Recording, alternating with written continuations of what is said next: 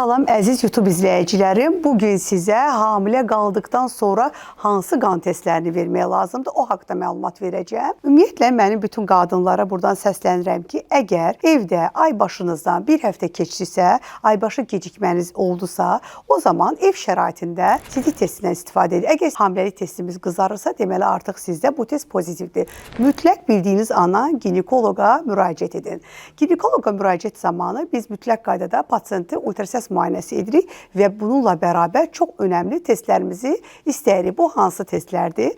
Hamiləliyin təyini testi, xorion gonadotropin, beta-xorion gonadotropin hormonunun təyini. Bununla bərabər əgər beta-xorion gonadotropin hormonu pozitiv çıxdısa, o zaman artıq hamiləliyin təqibinə başlayırıq. Bu zaman ilkin trimestrdə biz hamilələrdən qanın ümumi analizi, tiroid vəznin testini, progesteron hormonunun təyini, vitamin D-nin təyini və infeksiyaların analizlərini tələb edirik. Lakin hamiləliyin birinci trimestrlərin sonunda, yəni 11-ci, 14-cü həftədə isə daha vacib bir test olan ikili testi biz hamilələrimizdən tələb edirik. İkili test döldə yarana biləcək Down, Edward, Patau, yəni trisomiləri aşkarlamaq üçün verilən analizlərdir, testlərdir. Bununla bərabər hamilələrimizdən torç panelini, yəni toksoplazma, sitomegalovirus, herpes, rubella, listerioz və digər infeksiyaların da analizlərini tələb edirik. Çünki bunları vaxtında verməsək, dölə çox ciddi mənfi təsirlərini